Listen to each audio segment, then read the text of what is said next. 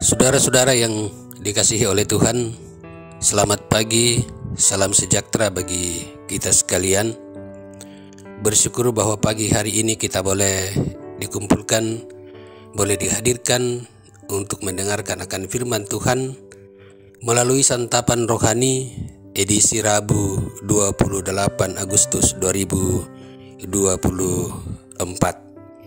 Sebelum kita mendengarkan firman Tuhan, mari kita satukan hati kita dan kita berdoa. Bapa surgawi, Bapa di dalam nama Tuhan Yesus, terima kasih buat pagi hari ini. Kami akan mau menikmati firman-Mu melalui pembacaan dan perenungan akan firman. Karena itu biarlah Roh Kudus boleh menuntun kehidupan kami bersama di pagi ini, sehingga kami boleh sama-sama mendengarkan akan firman-Mu dan boleh melakukannya dalam seluruh kehidupan kami. Karena itu ya Bapa, bersabdalah, kami telah sedia dan rindu untuk mendengarkannya. Di dalam Kristus Yesus Tuhan kami berdoa dan mengucap syukur. Amin. Firman Tuhan yang akan kita baca dan menjadi perenungan bagi kita sekalian di pagi hari ini, sebelum kita melakukan aktivitas kita, dari kitab pertama Raja-Raja pasal 6 ayat 14 sampai dengan ayat yang ke-38. Firman Tuhan berbunyi demikian: Setelah Salomo selesai mendirikan rumah itu, ia melapisi dinding rumah itu dari dalam dengan papan kayu aras. Dari lantai sampai ke balok langit-langit dilapisinya dengan kayu aras, tetapi lantai rumah itu dilapisinya dengan papan kayu sanobar. Kemudian disekatnyalah 20 hasta bagian belakang rumah itu dengan papan kayu aras dari lantai sampai ke balok-balok. Lalu dibuatnyalah ruang itu menjadi ruang belakang, menjadi tempat Maha Kudus. Dan 40 hasta panjangnya ruang yang di depan ruang belakang itu, yakni ruang besar. Kayu aras sebelah dalam rumah itu berukirkan buah labu dan bunga mengembang. Semuanya ditutupi kayu aras, tidak ada batu kelihatan. Demikianlah dilengkapinya ruang belakang di dalam rumah itu di sebelah dalam sekali, supaya di sana ditaruh tabut perjanjian Tuhan. Ruang belakang itu 20 hasta panjangnya dan 20 hasta lebarnya dan 20 hasta tingginya. Ia melapisinya dengan emas kertas, lalu ia membuat mezbah dari kayu aras di depannya. Sesudah Salomo melapisi rumah itu dari dalam dengan emas kertas, direntangkannyalah tabir pada lantai-lantai emas yang di depan ruang belakang itu. Lalu ruang itu dilapisinya dengan emas. Seluruh rumah itu dilapisinya dengan emas, ya rumah itu seluruhnya. Juga seluruh mezbah yang di depan ruang belakang itu dilapisinya dengan emas. Selanjutnya di dalam ruang belakang itu dibuatnya 2 kerup dari kayu minyak, masing-masing 10 hasta tingginya. Sayap yang satu dari kerup itu 5 hasta panjangnya, dan sayap yang lain juga 5 hasta. Sehingga dari ujung sayap yang satu sampai ke ujung sayap yang lain 10 hasta panjangnya. Juga kerup yang kedua adalah 10 hasta panjangnya, dan kedua kerup itu sama ukuran dan sama potongan badannya. Tinggi kerup yang satu 10 hasta, dan demikian juga dengan kerup yang kedua. Maka ditaruhnyalah kerup-kerup itu di tengah-tengah ruang yang di sebelah dalam sekali, Kerup-kerup itu mengembangkan sayapnya, sehingga kerup yang satu menyentuh dinding dengan sayapnya dan kerup yang kedua menyentuh dinding yang lain, sedang sayap-sayap yang arah ke tengah rumah itu bersentuhan ujungnya. Dan kerup-kerup itu dilapisi dengan emas. Dan pada segala dinding rumah itu berkeliling, ia mengukir gambar kerup, pohon kurma, dan bunga mengembang, baik di ruang sebelah dalam maupun di ruang sebelah luar. Juga lantai rumah itu dilapisi dengan emas, baik di ruang sebelah dalam maupun di ruang sebelah luar. Sebagai pintu masuk ke ruang belakang, dibuatnyalah pintu dari kayu minyak. Ambang dan tiangnya merupakan segi 5. Pada kedua daun pintu yang dari kayu minyak itu, ia mengukir gambar kerup, pohon kurma, dan bunga mengembang. Kemudian dilapisinya dengan emas. Juga pada kerup dan pada pohon kurma itu disalutkannya emas. Demikian juga untuk pintu masuk ke ruang besar itu, dibuatnya tiang-tiang dari kayu minyak yang merupakan segi 4, dan 2 pintu dari kayu sanobar. Kedua papan pintu dari pintu yang satu dapat dilipat, dan demikian juga kedua papan pintu yang lain. Lalu diukirnyalah padanya kerup, pohon kurma, dan bunga mengembang. Kemudian dilapisinya pintu itu dengan emas pipi pada gambar ukiran itu. Ia mendirikan tembok pelataran dalam dari 3 jajar batu pahat dan dari 1 jajar balok kayu aras.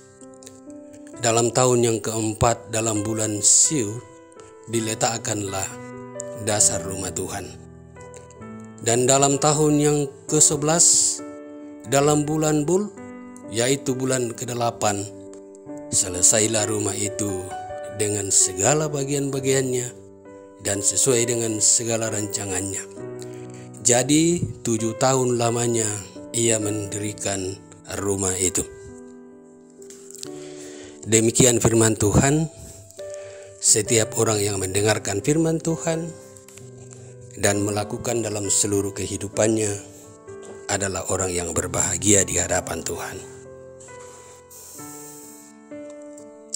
Saudara-saudara yang sama dikasihi oleh Tuhan, diberi satu judul perenungan kita, Allah mengerjakannya, kita sisanya. Allah mengerjakannya, kita sisanya. Puang ungkarangi, kita unupui. Nah, saudara-saudara, bacaan ini masih bagian dari kisah pembangunan bait Allah. Setelah menyelesaikannya dalam ayat yang ke-14, kisah selanjutnya berpusat pada penyelesaian dekorasi bait Allah. Pada ayat 37-38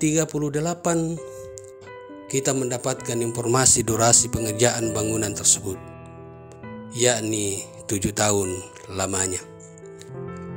Selain itu, sebagaimana uraian dalam bacaan ini, kita mendapati bahwa hampir seluruh hal yang digunakan membangun rumah kudus ini berasal dari luar Israel. Impor bahan material dari luar Israel sangat mungkin, sebab pada masa pemerintahannya Salomo sangat disegani oleh bangsa-bangsa di sekitarnya. Tidak heran jika kemegahan bait Allah dipandang sebagai jasa-jasa dari Salomo.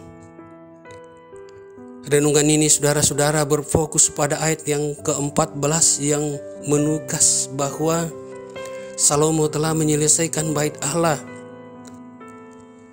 Pertanyaan reflektif yang dapat kita ajukan adalah, benarkah Salomo yang menyelesaikan semuanya?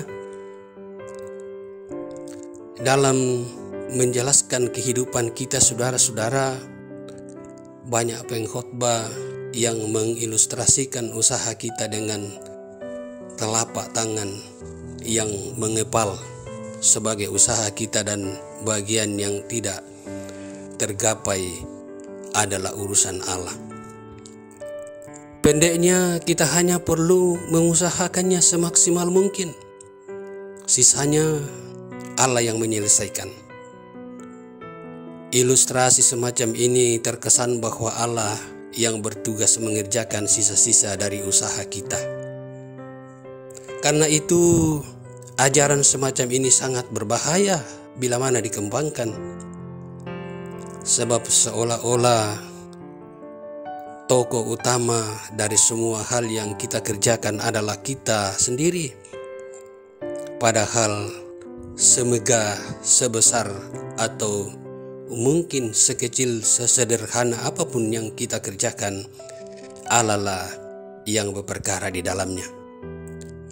Di balik semua karya Salomo, di sana ada Allah yang maha kuasa berperkara di dalamnya. Karena itu, tidakkah kita menyerukan bahwa Allah yang mengerjakannya dan kita hanya sisanya? Benarlah ungkapan Yohanes Pembaptis bahwa ia harus makin besar, tetapi aku harus makin kecil. Yohanes 3 ayat 30. Amin firman Tuhan. Mari kita kembali satu dalam doa. Kita berdoa. Terima kasih ya Bapa dalam surga, firman-Mu yang sudah kami baca dan kami dengarkan bersama-sama, yang akan menuntun kehidupan kami, bahwa kami menjalani kehidupan ini hanya karena perkenaan Tuhan. Apapun bentuk pekerjaan yang kami lakukan dalam kehidupan ini, dengan sadar kami menyatakan bahwa semua itu tidak dapat dilakukan tanpa Tuhan. Termasuk dengan upaya dalam membangun sebuah rumah Tuhan yang dibangun oleh Salomo. Apapun yang diupayakan oleh Salomo, tentu yang paling berperan di dalamnya adalah Tuhan, sehingga rumah itu boleh dibangun dengan baik, berdiri dengan megah.